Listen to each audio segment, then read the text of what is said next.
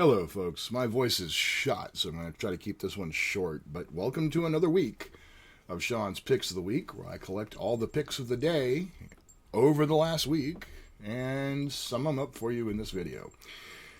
I decided to go with World at War Week, and this was doubly inspired by the fact that we had Veterans Day, which of course is also Armistice Day, and at the same time, lately I'd fallen into catching up on the 1973, originally when it was released, World at War series that was done by BBC and was originally narrated by the great Laurence Olivier. And as a kid, I'd watched it fascinated, but I didn't really grok it the way I can now. And it was so well done. The use of footage and everything else, just amazing the way they put that thing together. So I've been kind of really engaged with that. So if you remember watching it when you were younger, I highly recommend that you go and find episodes. There's some on YouTube, and excuse me, there's on Daily Motion as well, and yeah, it's just really, really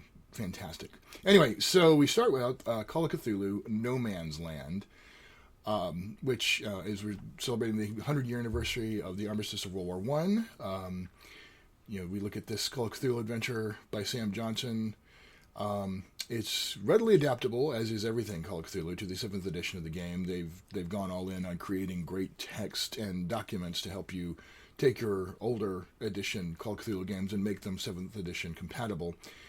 This was originally crafted as part of their Master Tournament series, and it focuses heavily on making soldiers in the era and, more importantly, emphasizing the experience of the mundane horrors of war, even while more supernatural horror lurks in the shadows of the trenches. So this is a World War I era adventure set in the 1910s period for Call of Cthulhu.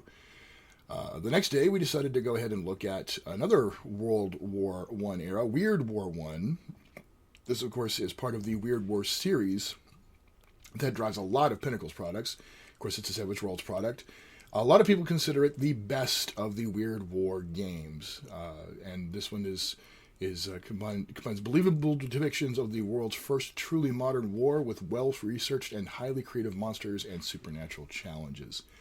So this is another fantastic product if you want to delve into a combination of horror and war.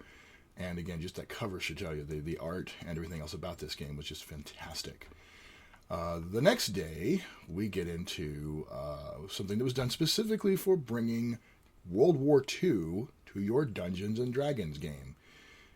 This one is basically for 3rd edition rule set. You can either play it straight or go all in to change history. You can also mix it with other OGL products and mash up fantasy, sci-fi, or more into the mix. So the game itself actually presents magic items and elements of the fantastic if you want to go there. It's a hidden gem. It's incredibly well received by those who found it. And this is not to be confused with the Hell on Earth Deadlands product for the post-apocalyptic. But this one's actually called Hell on Earth 1939 to 1945. And as I said, it's all about bringing World War II in. You 10 advanced classes, 55 feats, tons of vehicles, weapons. The magic items, by the way, is kind of interesting. You've got the Ark of the Covenant and the Spear of Destiny, and even get into things like flying saucers, ray guns, and super soldier formula. So depending on how fantastic you want to get, or if you want to keep it straight up, you want to just run a squad making their way through Europe after D-Day, you could do that game with D&D style. Then the next day, Achtung Cthulhu. This was Modifius's big hit that kind of launched them as a major company in the RPG marketplace. Shoot Nazis, blow up supernatural creatures, save the world. One of the things I love best about Modifius's Achtung Cthulhu is that while Lovecraftian in essence, the capacity for rollicking good heroism in the face of all kinds of evil is omnipresent. Most of you guys know I'm not a huge Cthulhu or Lovecraft fan because it is so grimdark and so impossible. But this takes a different approach. There's real heroism and there's a real chance to do some good in a two-fisted pulp kind of way. This book, by the way, is compatible with both Call of Cthulhu 6th edition as well as Savage Worlds. They went dual stat on this one. The amount of material that goes into this, the research and everything else, really brings it home for pretty much anything that you want to run, regardless of the system. Now, just as a side note, it seems to me a lot of games that want to deal with war, especially World War I and II, also bring horror into it. I guess there's just something compelling about the idea of the horrors of war with actual supernatural horror. Finally, we get to the last pick, today's pick, Godlike. This is Arc Dream's product. This one is very much an anti-Golden Age Supers in World War II game. Mechanics designed by the maestro Greg Stoltz and the world building by Dennis Detwiller. The game features people with powers, but instead of bright costumes and dashing daring-do, the grim darkness that is Arc Dream's stock and trade permeates the setting and the game. As Ken Hite puts it, the world is richly super yet delightfully bleak and war-torn. Look up in the sky and take cover. So the idea here is it's real war with superpowers as opposed to the perhaps too bright, or in some cases what people would consider too silly, Golden Age. I definitely prefer my Golden Age, or I would prefer my World War II era more pulpy and Golden Age, but a lot of people love this game. It is hugely popular with a certain crowd and massively critically acclaimed.